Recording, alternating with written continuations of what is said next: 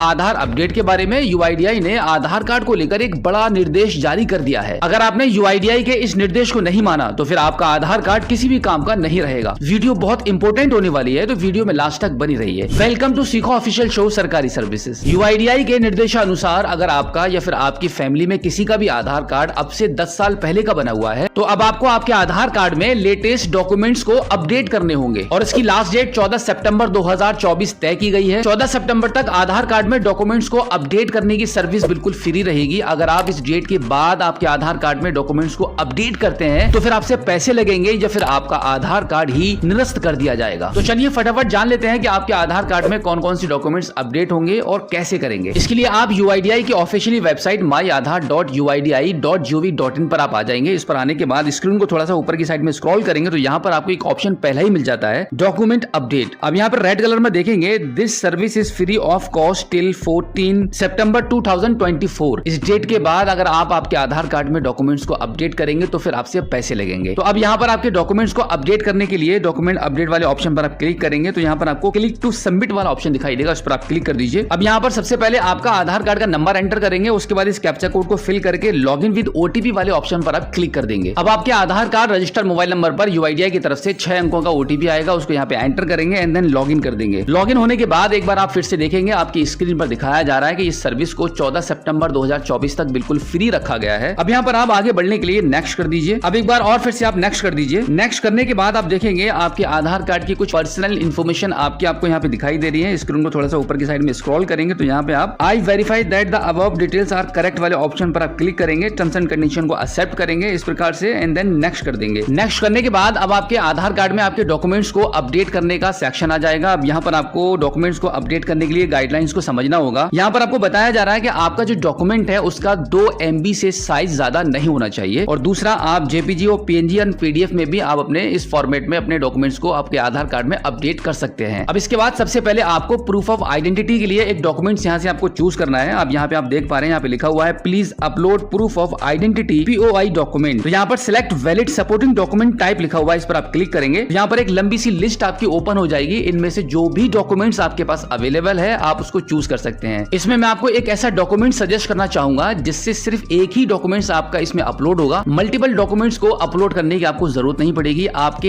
एक ही डॉक्यूमेंट से आपका ये आधार कार्ड में अपडेट हो जाएगा। इसके लिए स्क्रीन को सबसे ऊपर की साइड में स्क्रॉल करेंगे तो आप सबसे लास्ट में देखेंगे वोटर आइडेंटिटी कार्ड, ई वोटर आइडेंटिटी कार्ड लिखा हुआ है, इसको आप सिलेक्ट करेंगे। अगर आपके पास इस प्रकार का अपडेटेड वोटर आईडी कार्ड है तो इसी वोटर आईडी कार्ड से आपके दोनों काम हो जाएंगे यहाँ पर, क्योंकि 2 डॉक्यूमेंट्स आपको अपलोड करने रहते हैं। पहला रहेगा आपको प्रूफ ऑफ आइडेंटिटी और दूसरा रहता है प्रूफ ऑफ एड्रेस। तो आइडेंटिटी और एड्रेस दोनों में ये काम आपका करेगा। अभी हम इसी वोटर आईडी कार्ड को यहाँ पे अपडेट करने वाले हैं, तो आप यहाँ पे डॉक्यूमेंट एडवाइजरी को एक बार सही से पढ़ के ओके कर दीजिए। ओके करने के बाद अब यहाँ पर आपको view details and upload document लिखा हुआ है, इस पर आप क्लिक करेंगे, कंटिन्यू टू अपलोड करेंगे। अब फाइल्स वाले ऑप्शन पर क्लिक करके आपका जो भी डॉक्यूमेंट्स है उसको सिलेक्ट कर लेंगे। तो इस प्रकार से आपका वोटर आईडी कार्ड यहाँ पे अपलोड हो जाएगा। उसके बाद स्क्रीन को थोड़ा सा और ऊपर की साइड में स्क्रॉल करेंगे तो यहाँ पे आप देखेंगे please upload proof of address. अब यहाँ पर आपको प्रूफ ऑफ एड्रेस के लिए डॉक्यूमेंट्स को सिलेक्ट करना पड़ेगा। तो select valid supporting document time वाले ऑप्शन पर क्लिक करेंगे तो यहाँ पे आप देखेंगे काफी सारे ऑप्शंस आपको दिखाई दे रहे हैं। इसमें से ये जरूरी नहीं है कि आप सिर्फ वोटर आईडी कार्ड को ही अपलोड करेंगे। यहाँ पर मैं आपके डॉक्यूमेंट्स को लेकर एक सॉल्यूशन बता रहा हूँ कि सिर्फ एक सिंगल डॉक्यूमेंट्स को भी आप दोनों जगह पे अपलोड करके यहाँ पे